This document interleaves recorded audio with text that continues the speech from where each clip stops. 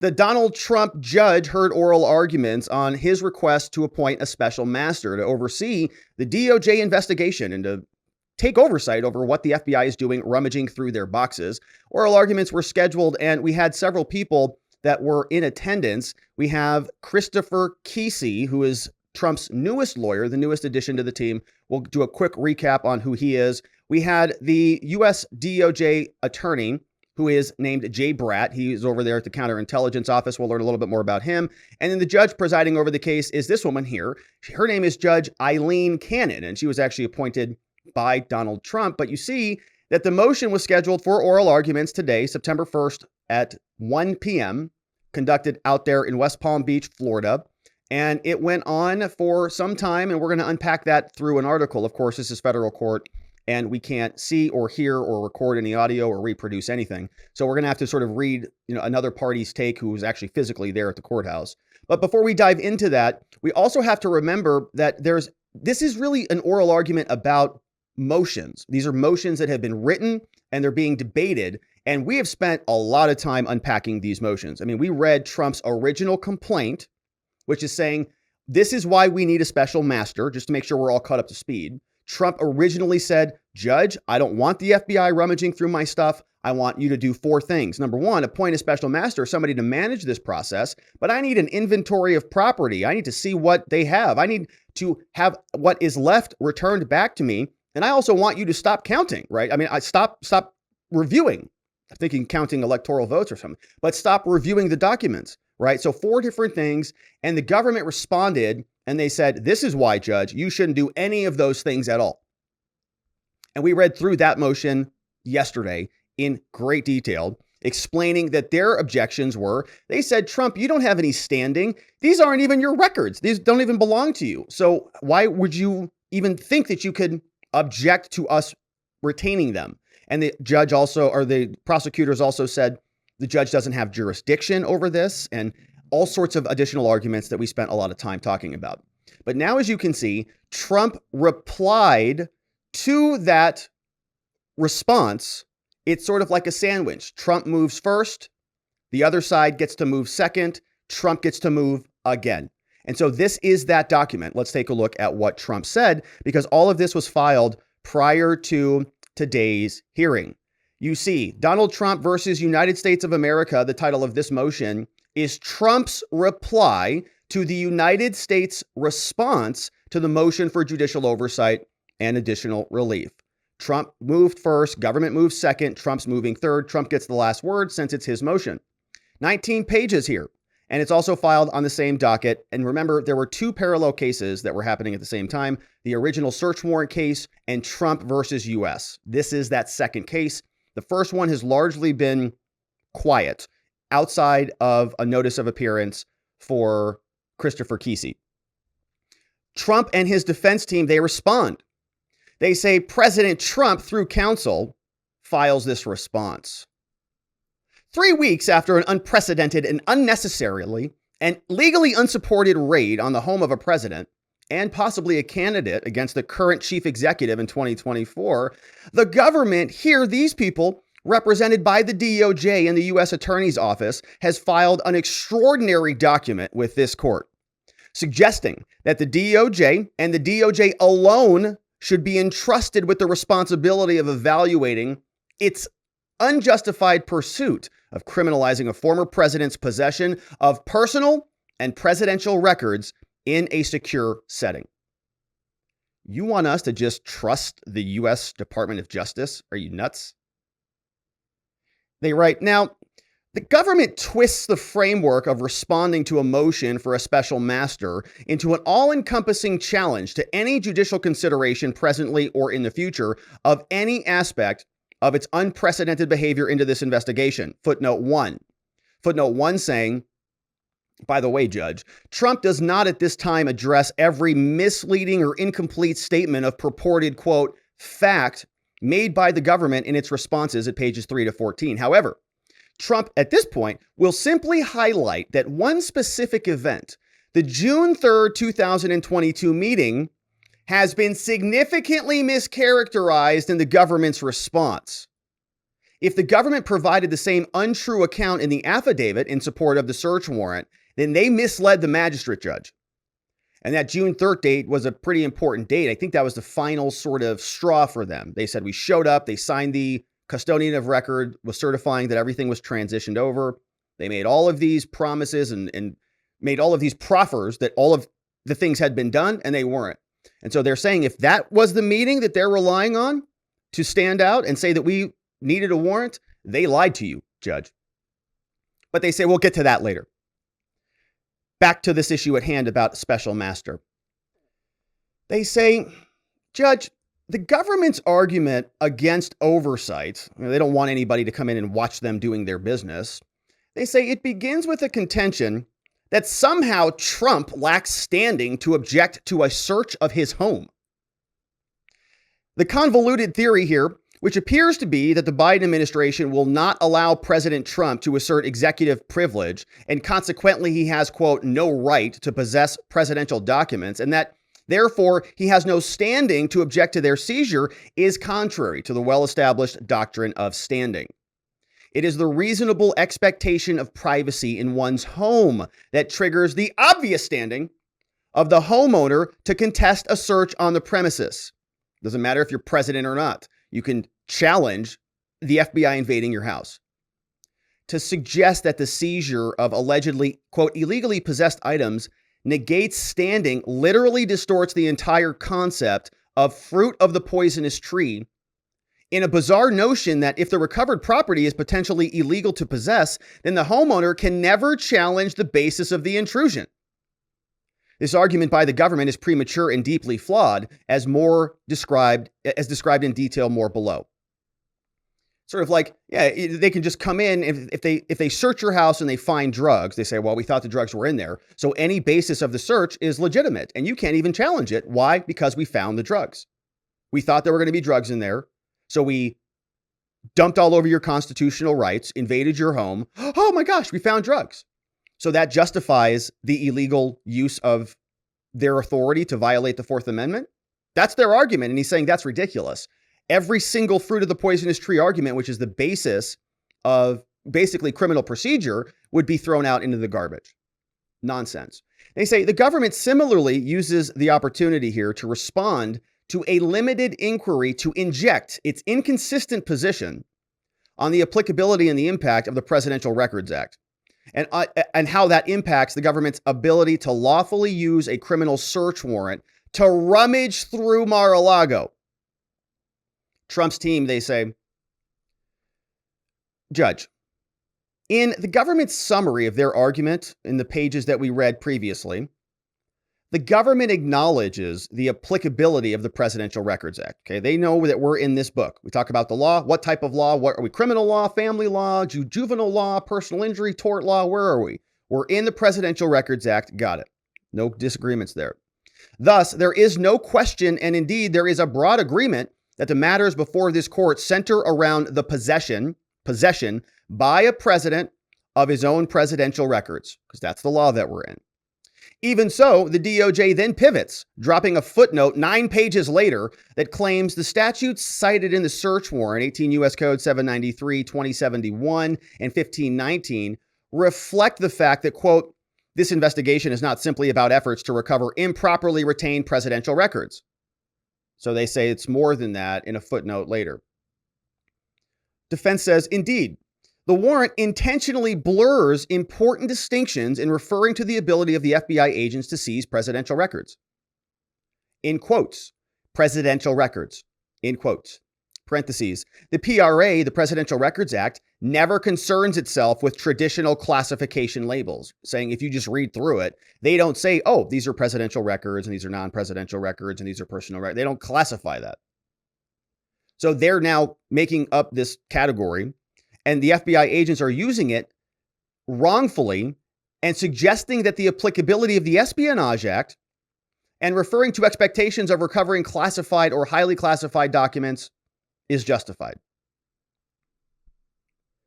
Trump's defense says, for the moment, counsel for Trump can only speculate on how the affidavit in support of the search warrant characterized the government's intended escape from the PRA paradigm.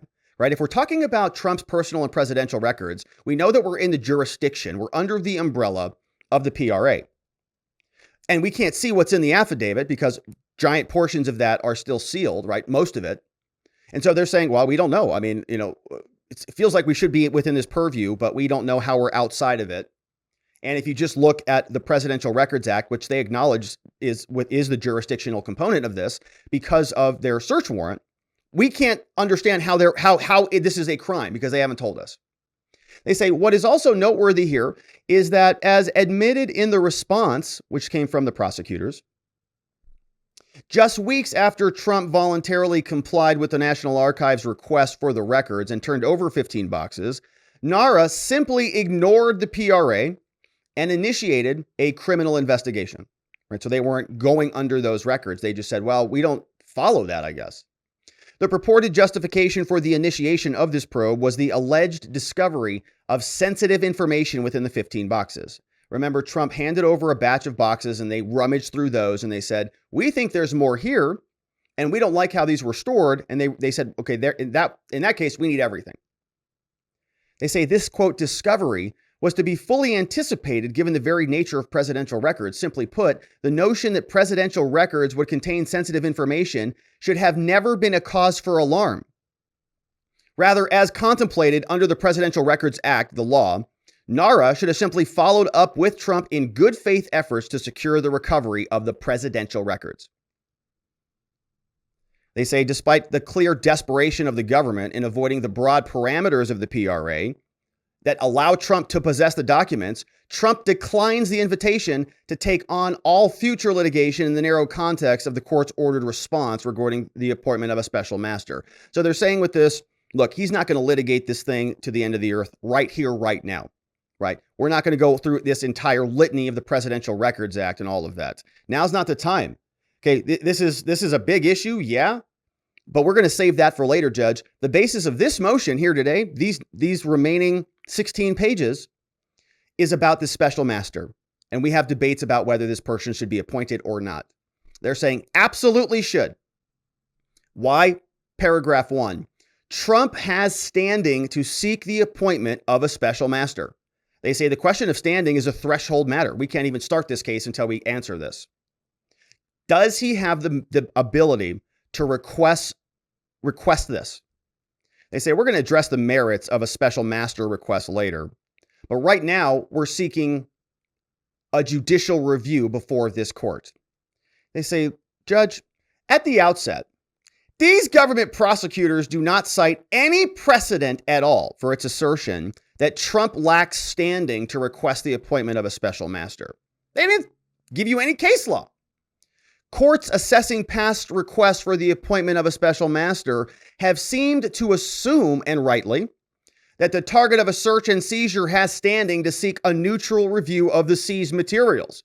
Right? Don't you kind of give that party the benefit of the doubt? Don't you just say, well, look, they've got questions and issues with this process. So let's just calm them down. Look, we'll appoint somebody here, relax. You're going to see everything's above board.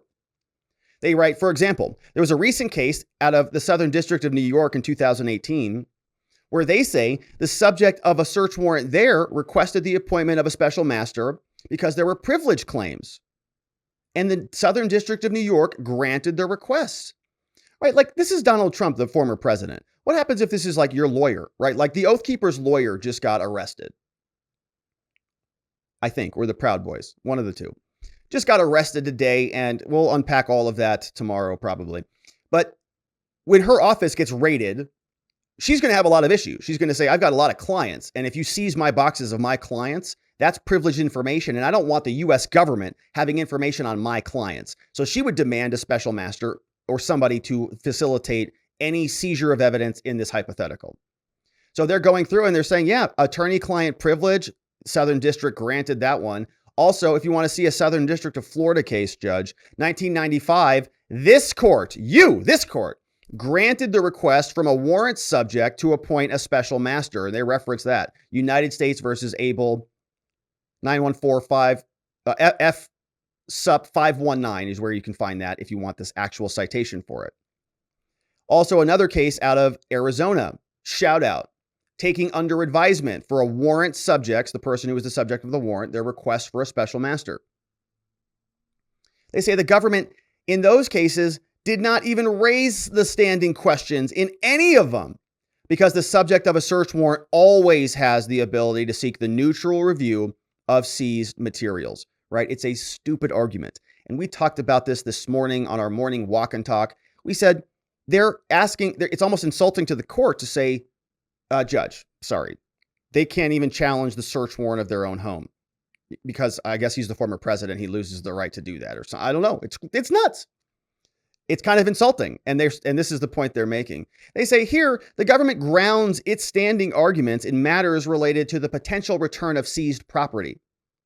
So they go and they cite an 11th Circuit case saying that the government has a possessory interest in the property seized, right? So Trump is making a neutral arbiter third-party review argument.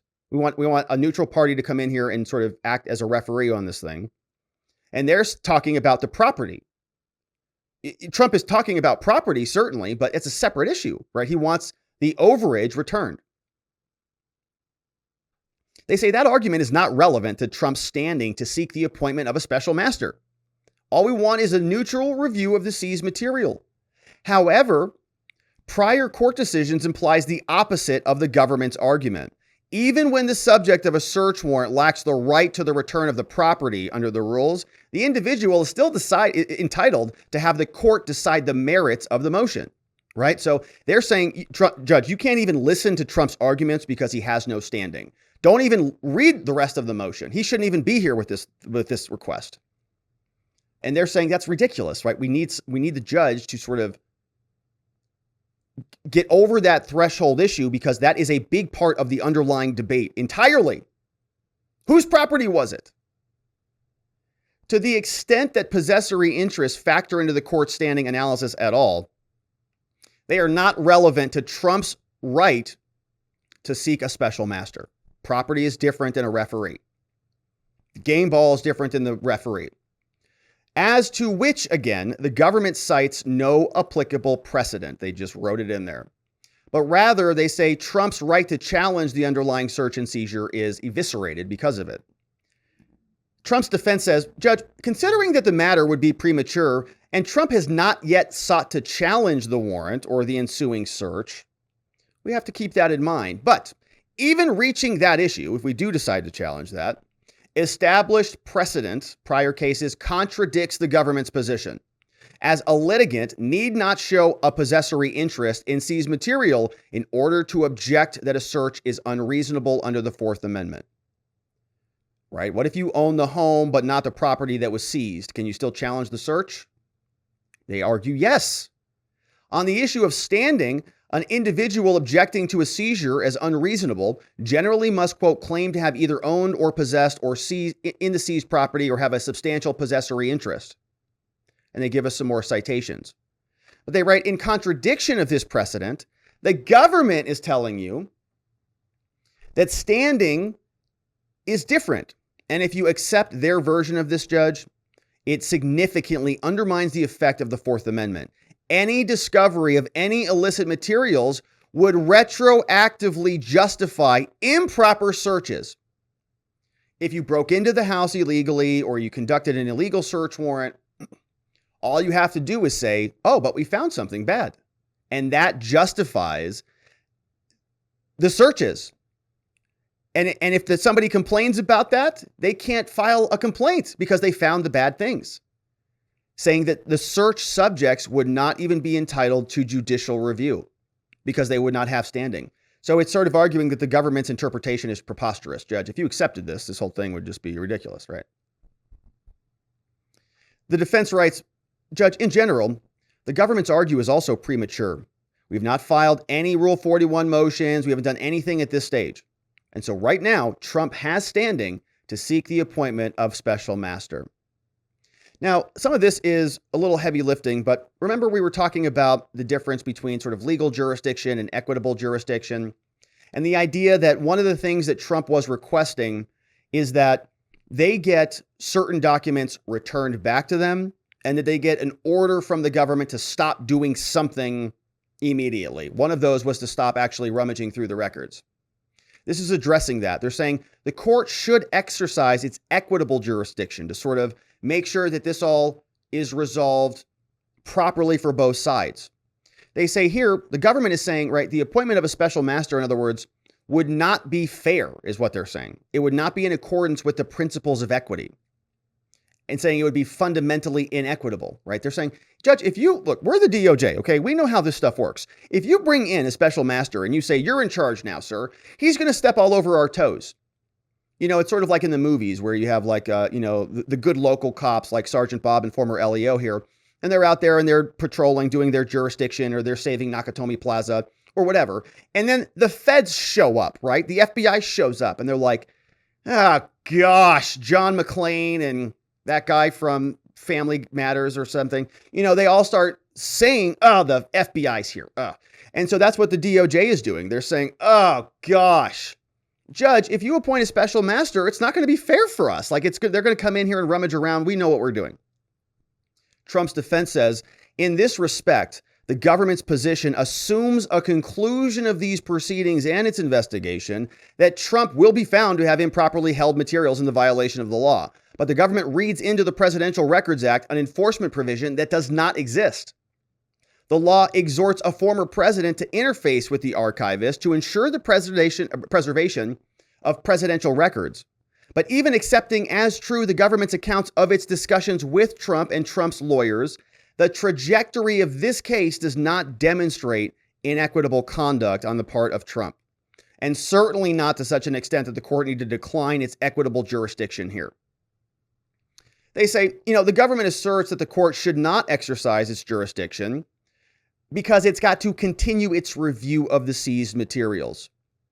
But, Judge, yes, we know they're still working on this, and they've got an urgent interest in doing that, is what they say. Judge, we have to move quickly. We got to move quick. National security. Trump could have been selling this to the Saudis or Putin or who knows, Russia. And they're panicked about it. So they got to move quickly, urgency. Elsewhere, however, they say, yeah, that might be what they tell you, Judge. But elsewhere, the government states that the filter team has, quote, already completed its work of segregating any of the seized materials, and the government's investigative team has already reviewed all of the remaining materials. Saying, Judge, quote, in any event, the investigative team has already reviewed all of the seized materials that were not segregated by the filter team. So the defense says, well, the government appears to argue simultaneously that a special master is not needed because the review is complete, and that a special master is inappropriate because such an appointment would interfere with the review process. So you don't need it because we're already done. But if you do appoint one, it's going to interfere with our process that we're done with. What? So which is it? Given the government has completed its review, the, quote, urgent interest it asserts here should not preclude the court from exercising its jurisdiction. And finally, Judge, they say the government argues that the court should not have jurisdiction because a special master is not needed to protect any of Trump's rights. Trump's okay. He doesn't need anybody out there looking after him, okay? He's a big orange guy and he's fine. We're the DOJ and we've done a great job at all of this. Trump's lawyer said, well, Judge, look, as an initial matter, the government has indicated that it seized privileged and potentially privileged materials.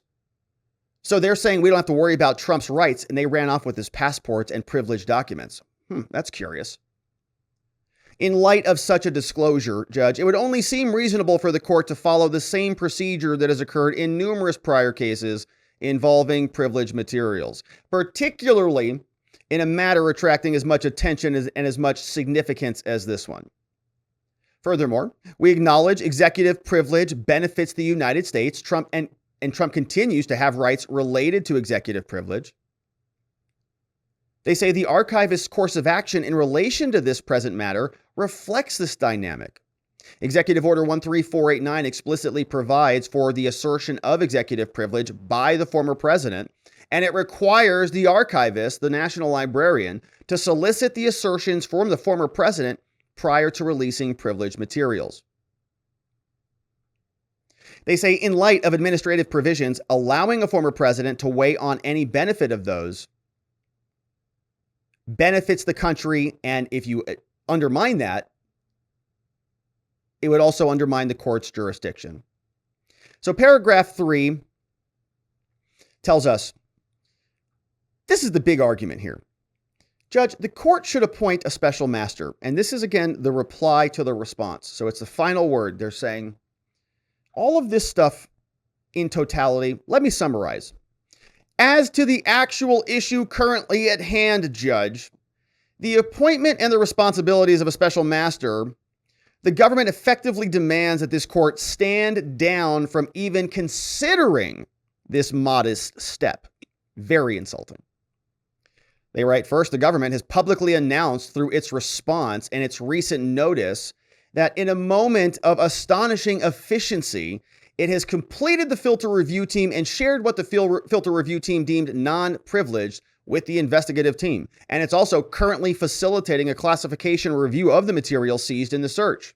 In other words, even after this court issued its preliminary order providing notice of its preliminary intent to appoint a special master, the government has expeditiously facilitated an Office of the Director of National Intelligence and a review of those documents that Trump intends to challenge as seized in violation of the Fourth Amendment and the Presidential Records Act, and that's subject to return to Trump under the federal rules of criminal procedure. A lot there, but let's break this down here. They're saying, my goodness, Judge, they said that they had all this real hard work to do at really packing this all together. They got all these boxes and they need to, really urgently go through this, and they need to make sure that they've got an inventory because these documents are really, really important. But very conveniently, as soon as the judge said, I might appoint a special master, man, they really flew through that rapidly, didn't they? They got it all done like lickety split. Uh-oh, we got somebody who's going to come in here and watch us do this. Looks like we're pulling all-nighters, boys. Get the coffee, get the donuts, break out Melania's underwear. We're going hard tonight until these boxes have been rummaged through. In fact, they've got so much done that they're even sending all of this over to the Office of the Director of National Intelligence. They're going to do a damage assessment on this thing, even though they didn't do one of those for Hillary, right? Remember when she deleted all those emails? Nothing there. They say, wow, very, very shocking how quickly you guys can move when you have to get something done. Amazing. Second, the government now has the temerity to argue that any involvement by a special master will, quote, interfere with the now, quote, ongoing intelligence community review of the materials. Never has an argument against, quote, interference better underscored the need for judicial involvement. All of this in context of a unilateral filter team operation that to this date has never made any contact with counsel for Trump. So the filter team that's supposed to be distinguishing between privileged documents and non-privileged documents doesn't even know what the lawyers are, who the lawyers are, never even talked to them. May not even know who their assistants are or who any of their, let's say, third-party resources are, right? Remember, for example, in the Michael Sussman trial, he worked for a company called Perkins Coie. Well, what happens if Perkins Coie has a bunch of subcontractors, essentially, that they use called Fusion GPS, who go out and do a bunch of work? Does the ODNI, does the FBI, does the DOJ, do they know all of these tentacles? Are they rummaging through Trump emails and Trump lawyer letters and all this stuff and not able to know that it's privileged because they haven't even reached out to the lawyers? They say, this is amazing. How can they know what's privileged if they've never even made any contact with our own lawyers? They call it another historic first for the DOJ. Amazing. Left unchecked, Judge, the DOJ will impugn, they will leak, they will publicize selective aspects of their investigation with no recourse for Trump, but to somehow trust the self-restraint of the currently unchecked investigators. That's putting it mildly. Unchecked investigators. Okay, we've talked about the literal evidence that the FBI has concocted and tried to pass off as legitimate. Trump's defense, they say, while the DOJ may have succeeded in taking a partial filter to their rummaged proceeds, the need for a special master remains in place. Assuring access by Trump's counsel to the seized materials, sharing an actual parentheses, detailed inventory, and making independent attorney-client privilege assessments and making executive privilege determinations are all responsibilities that are best served by the appointment of a special master team. And we can see the rest of this is talking about the deficiencies of the privilege team and others. Let's pick up the speed. We'll fast forward through a lot of this. You can see we're going to see some heavy case citations here, but they're going to give us some more details. Okay, Judge, look, you can see this is paragraph 3. We've got subparagraph A. Why do we need a special master? Subparagraph A. Well, one big reason, your so-called deficiency or the so-called privilege review team that they have set up to make sure they're doing a great job, not all that good. They say, Judge, contemporaneously with the issuance of the search warrant, Judge Reinhardt authorized a privilege review team and their related procedures for handling all of these materials, but they did it ex parte, which means they did it without Trump or anybody involved in this. So we don't know anything that they're doing. They say no effort was made by the judge or the government to try to contact Trump after the execution of the search warrant. They never got our opinion on the adequacy of the privilege review team. And we never had any say or any opinions on the procedures for the potential privilege review by this review team. And they say, Judge, now on this basis, right, there could be all sorts of pretty systemic and catastrophic problems with this. As evidence, we took a look at the receipt for the property. The teams that seized the boxes, they describe them as follows. 3 classified documents. They went through Trump's desk and they found everything. We talked about this previously. The passports that they got were included with other things that were collectively stored with the classified documents. So remember, this was they opened up the desk drawer. They said, oh, there's a bunch of stuff in here. Like this, sounds like this. A bunch of crap in there, right? We all have one of those. And there were, classified marking. What does that mean? Well, the way the search warrant was drafted, it means you get the whole desk, basically. Anything that was contained in that drawer, you get. Anything that was next to the drawer, you get. Anything that was stored with or amongst the drawer, you get. And so we were making the point previously, you might as well just take the whole office, right? Any box, any sort of container in that office. And basically that's what they did, right? So the warrants were so broad that, anything, right? So when you, like that one photo we saw, I don't know if that was all the classified materials in there, right? Or if that's all the pages in there, all the individual markings layered on top of one another. They walk out with 15 boxes, but it's really like half of a box or a third of a box of problematic materials. But because they seize the passports and the stapler and the scotch tape as well, right? It's a bunch of boxes. We don't know. And we can't see because the boxes only say A21, A35, A37. Nobody knows. And they're saying they took everything, including his passport. They seized the contents of the desk drawer that contained the classified records. And in doing so, in a haste to avoid any judicial oversight, the government has not only completed the filter team and the review, but the investigative team has also accepted those delineations and fully reviewed the remaining documents.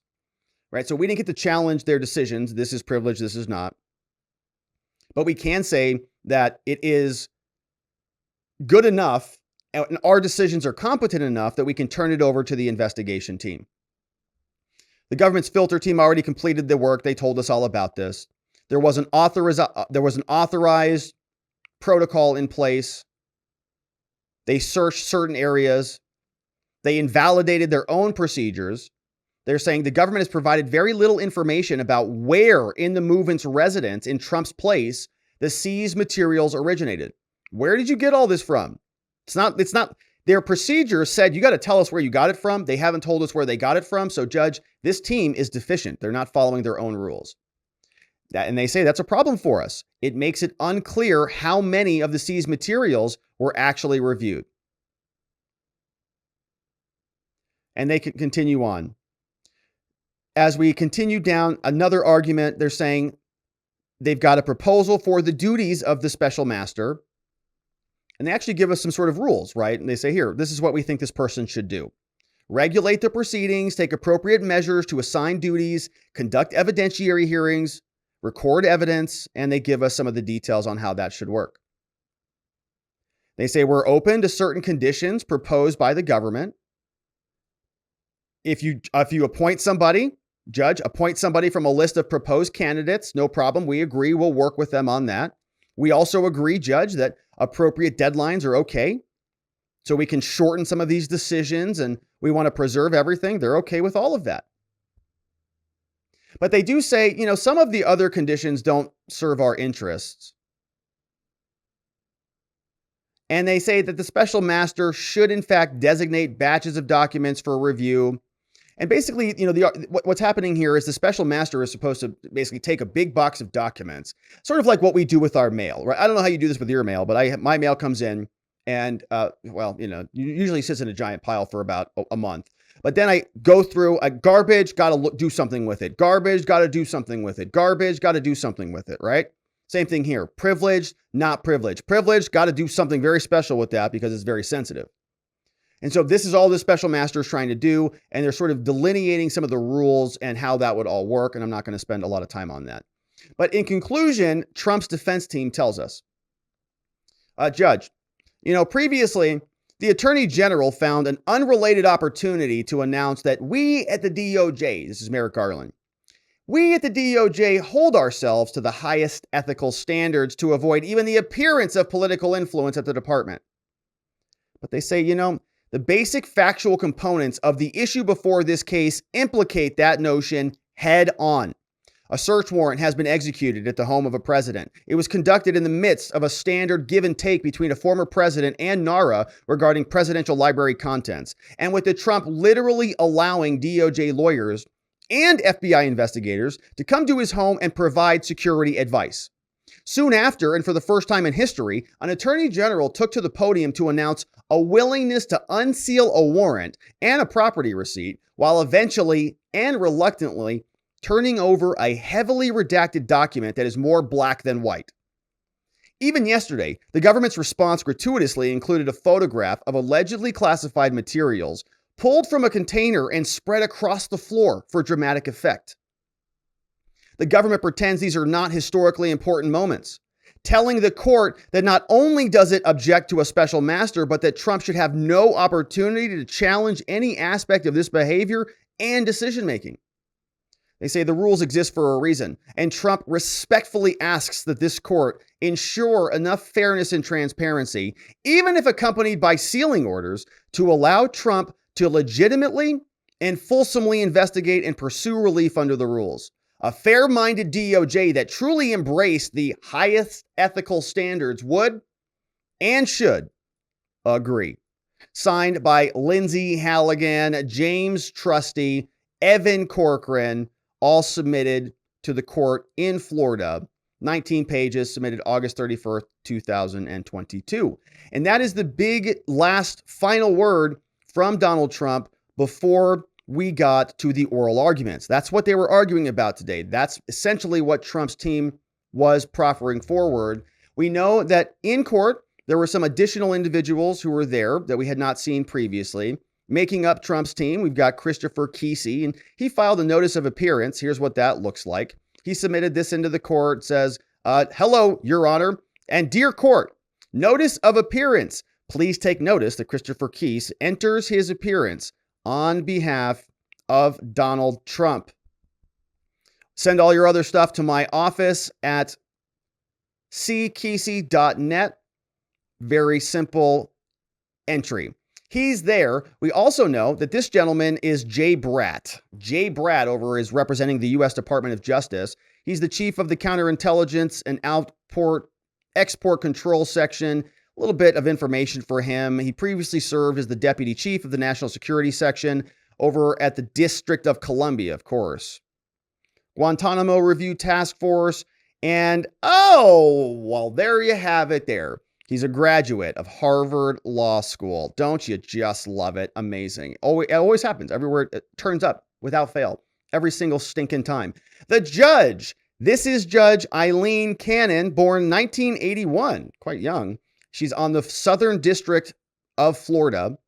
Says here, no, we'll donate later. No. Gosh, Wikipedia. All right, let's just enter it in. Bother me later. And we'll just get that out of the way.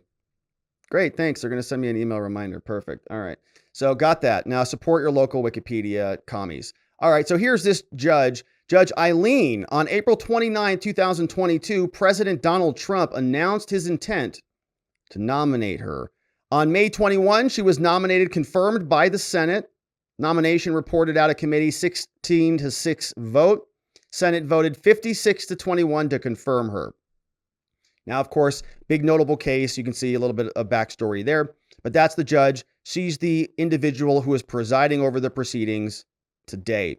And because this is federal court and we don't get a lot of details and we can't rip any audio or video, we're jumping over to Politico today, an article drafted by Josh Gerstein, Cheney, and Nicholas Wu, who I believe were actually there in court or in the media room at the court center. They tell us, federal judge indicated on Thursday that she is giving serious consideration to temporarily barring the Justice Department investigators from reviewing materials seized from Donald Trump's estate. Tells us U.S. District Judge Aileen Cannon suggested that she's mulling imposing that restriction while potentially allowing an exception for the intelligence community to continue reviewing the national security risks. So sounds like, yeah, I mean, there very well could be a special master appointed very soon.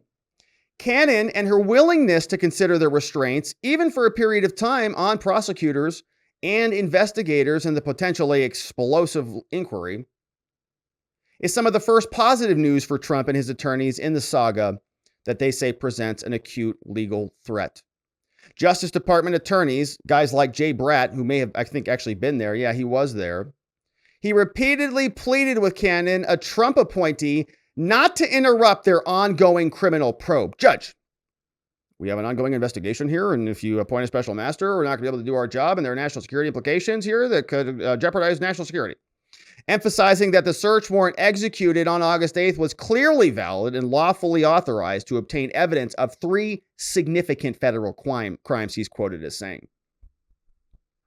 Justice Department attorneys push back sharply against any limits. They say, Judge, if you disrupt our criminal investigation, this is going to cause big problems. Cannon said she was inclined to issue an order to allow the outside review of the materials. This was taking place over the course of a 90-minute hearing that featured arguments from both sides. Jay Bratt said, Judge, listen, Trump is not even the president anymore. And because he's not the president, he doesn't have any right to take those documents. And he did not have the right to take those documents. But he took them when he was president, is the point. He moved out with them. He didn't take presidential documents when he was not the president. He says he was unlawfully in possession of them. This plaintiff does not have an interest in the classified and other presidential records. Well, that's up for debate. Cannon signaled concern about a couple of instances in which the investigative team had flagged potentially privileged materials that was not screened out by the filter team. So the judge says, well, okay, Mr. Bratt, you're saying I shouldn't appoint anybody to review this stuff, but it seems like you're not doing that great of a job. You've got all of these incidents, as the defense, Trump's defense is pointing out, where you've got these privileged materials that don't seem like they're being handled appropriately. What say you? You know, Trump's probably not president in those arguments. The judge gave no indication that she planned to limit the privilege claims that Trump could lodge in a still to be determined review process.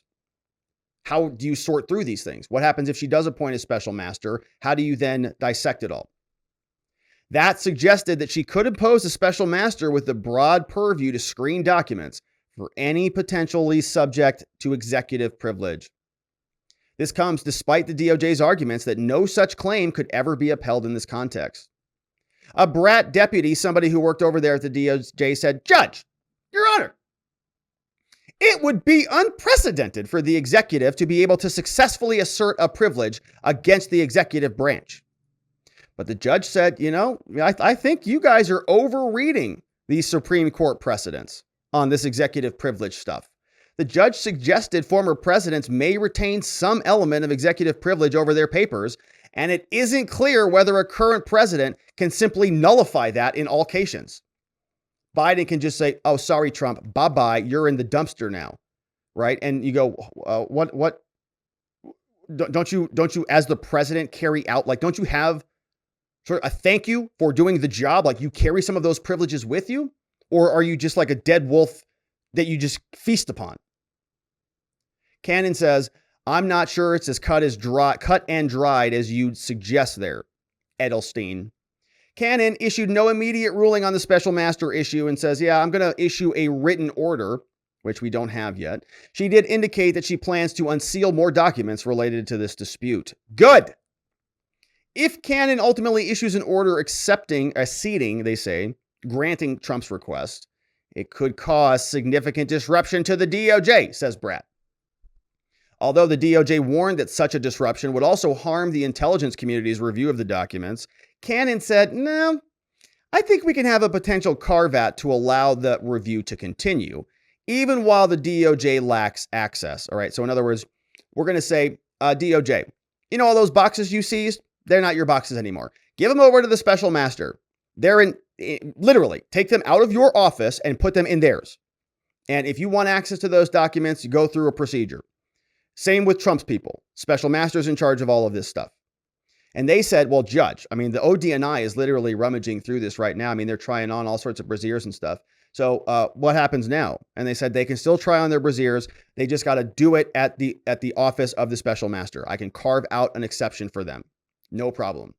Cannon didn't press Trump's team about the former president's claim to have declassified many of the materials, but she did pause to correct Bratt when he called the documents classified rather than marked as classified. Oh, boy. That's good stuff. Bratt says, Your Honor, I mean, Trump had dozens of classified documents in there. And the judge said, up. Hold on there, buddy boy. Marked as classified, I think is what you mean. And Bratt said, well, Judge, we treat them as presumptively classified, okay? We would not turn them over to somebody who does not have the appropriate clearances, is what he says. Trump's team, however, said that they were requesting access to all of the seized materials, and they're going to lodge all the potential privilege claims that they have. Trump's attorneys repeatedly underscored the historic nature of the investigation into Trump and insisted that this is not a run-of-the-mill case about mishandled records. Christopher Kise, the newest lawyer, says, Judge, this is not a case about some Department of Defense staffer stuffing military secrets into a bag and sneaking them out in the middle of the night, okay? This is a big deal. This is a former president. And we know, we talked about this previously, my goodness, that they actually got this search warrant after they did a phone call over WhatsApp on the judge's review. I listened to this complaint from Special Agent so-and-so over WhatsApp. It's like, was he in the bathroom when he was listening to that? What?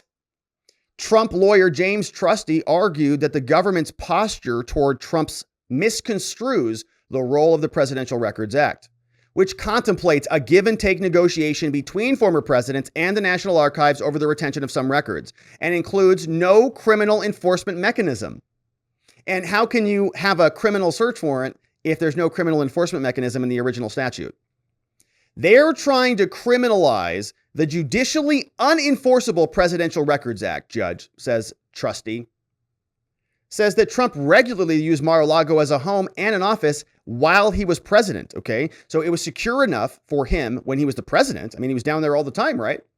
And they make the president and his office mobile to follow the president. So it was secure for 4 years. And now it's like the most unsecure place ever? Trusty also repeatedly noted that the law gives a president the ability to designate some White House records as personal, which is what we debated at length over the Clinton sock drawer case, which removes them from the strictures of the act. That decision can't be reviewed by any court, he argued, apparently referring to that case. A series of rulings from federal courts in Washington rejecting challenges by, remember, Judicial Watch. They sued, they wanted Clinton's video recordings or audio recordings, and they said you can't have them. Why? Clinton said, oh, those are personal records. They're not presidential. They don't belong in the archives. They belong in my sock drawer with a lot of the other things that I have, which we can't talk about here. It's a family show. But this is, now apparently not the law. I mean, Clinton had the benefit of the doubt. He could say, those are my recordings. And the court said, rightfully, who are we to debate that? You want me, a lower level district judge, Amy Berman, to come in here and say, sorry, Bill Clinton, you have to give all these records back. You were only the former president. but now I get to decide what is what? Like, that's the type of structure you want, that type of oversight? It's nonsense. It's a separation of powers problem, big time. Unenforceability problem, a jurisdictional problem. It doesn't make any logical sense at all, but that's the argument they're making here. However, they write, designation of some records as personal or political have typically been made by a president or his aides while he's in office. Once the term is over, they say, those determinations are made by the archives. Okay, so this is literally a library book return argument, right? Somebody said, those are my books. They say, no, they're not. They're ours. They're yours. It's a timing thing. It's a document thing. They're fighting over library book policies, and they're wrecking the country over it. Cannon, who was confirmed about a week after Trump's defeat, indicated last week she was inclined to grant Trump's request. Prosecutors said, Cannon, Judge, if you do appoint a special master, that person's authority should only be confined to doing a fresh look for certain things. And they shouldn't be allowed to turn over everything. Court session on Thursday also drew unusual attention for reasons beyond this. They say that on Tuesday, department used a filing in the case to air claims that Trump falsely asserted problems with their allegations. These guys write that prosecutors bolstered their argument by including a photo, and Trump responded to a lot of this on Twitter. On Thursday, Trump lawyers faced the delicate task of trying to convince a judge to appoint a special master while trying to lock Trump into future claims. First public appearance by Kise, veteran litigator in connection with the case, used to be Florida's Solicitor General, argued before the Supreme Court, longtime advisor to Republicans, including Ron DeSantis, Rick Scott, and Charlie Crist. Most Trump lawyers were quiet. Kise briefly offered a response after the oral arguments. Mr. Kise, how'd it go? He said, it went well, flashing a thumbs up to a Trump supporter who predicted the former president would prevail. He's like looking over his shoulder with his MAGA hat, winking at him, thumbs up, winking at him. It went well, kid. Stay in school. Evan Corcoran, one of Trump's other lawyers in the suit, dodged questions from reporters about whether he had hired an attorney of his own, a reference to reports that some people involved in the false certification are being arrested now. And Trump, of course, responded to this, which we will get into. But that was the update on the Trump search warrant case, oral arguments. And I wanted to just take a quick look at the court docket before we jump into reaction from Donald Trump, because he had a lot to say about all this.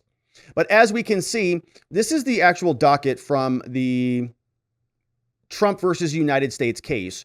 And on our morning walk and talk, we talked about what's happening with all the media crashing into this case. And I wanted to just show you this just to show you like the volume of this. But here, let's take a quick look and see if we can tease out who is here. Donald Trump filed his response. We just covered that. We read that one here today. And we've also read the notice of appearance from his newest lawyer.